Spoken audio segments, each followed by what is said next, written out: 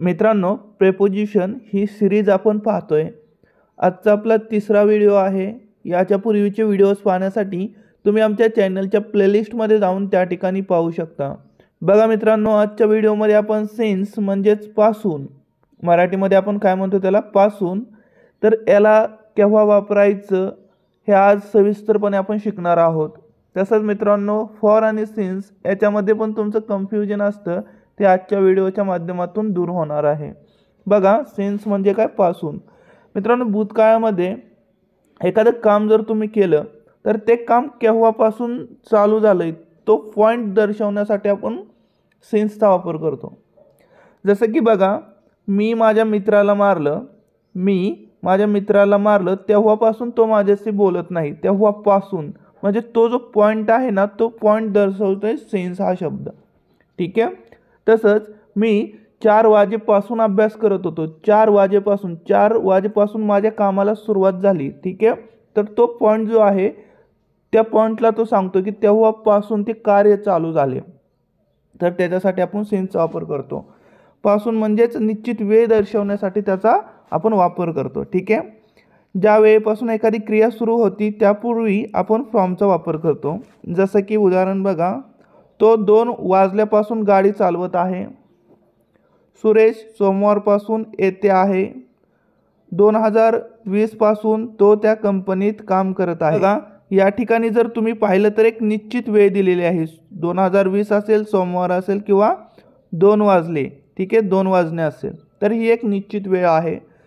बघा, वेळ आणि कालावधी हे जर तुम्हाला समजलं तर तुम्हाला सेन्स आणि फॉर वापरायला काहीच प्रॉब्लेम येणार नाही। ते तुम्हाला सहजपणे समजून जाईल कुठं सिन्सचा वापर करायचा आणि कुठं फॉरचा वापर करायचा।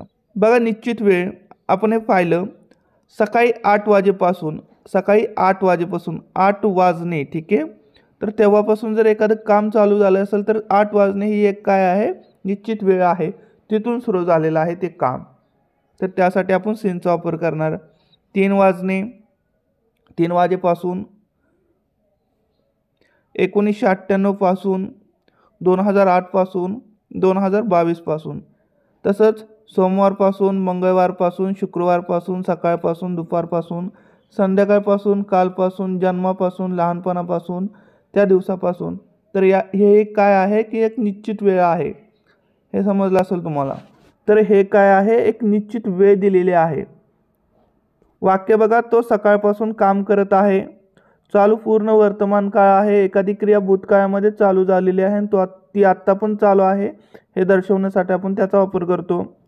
तो, ही, त्याच्यानंतर हॅज बीन, त्याच्यानंतर क्रियापदाचं चौथं रूप वर्किंग, आणि निश्चित वेळ आहे सकाळपासून ते काम चालू झालेलं आहे, तर त्या ठिकाणी आपण सिन्स मॉर्निंग लिहिणार। He has been working since morning, तो सकाळपासून काम करत आहे, अशा प्रकारे। पुढे बघा, पुढचं वाक्य आहे, तो 1998 पासून भारतात राहत आहे। ठीक आहे। त्याच काळातलं वाक्य आहे, he has been living in India, तो भारतात राहत आलेला आहे सिन्स 1998, 1998 पासून। ठीक आहे। ती वेळ ही निश्चित वेळ दर्शवलेली आहे या सिन्सच्या माध्यमातून। या पासूनसाठी कशाचा वापर केला, सिन्सचा। पुढे बघा, पुढचं वाक्य आहे, सोमवारपासून ती तुझी वाट पाहत आहे। She has been waiting for you since Monday. Monday काय, एक निश्चित वेळ आहे, सोमवार। ठीक आहे। याच्यासाठी आपण सिन्सचा वापर केला। पुढचं वाक्य आहे, कालपासून ते इथे आहेत। They have been here since yesterday. कालपासून निश्चित वेळ आहे, त्याच्यासमोर आपण सिन्सचा वापर केला। पुढे बघा, पुढचं वाक्य आहे, तो जन्मापासून तेथेच आहे। ही हॅज बीन देअर, तो तेथेच आहे सिन्स बर्थ। बर्थ निश्चित वेळ सांगते, जन्मापासून तेथे आहे म्हणजे पासूनसाठी सिन्सचा वापर करणार। पुढे बघा, पुढचं वाक्य आहे, मी 2 वाजेपासून तेथे होतो। आय वॉज देअर, मी तेथे होतो सिन्स 2 o'clock। 2 वाजेपासून, 2 वाजणे हे काय निश्चित वेळ आहे, तर त्याच्यासाठी आपण या ठिकाणी पासून जे मागं लावले त्याच्यासाठी आपण सिन्सचा वापर केला आहे। I was there since 2 o'clock, मी 2 वाजेपासून तेथे होतो।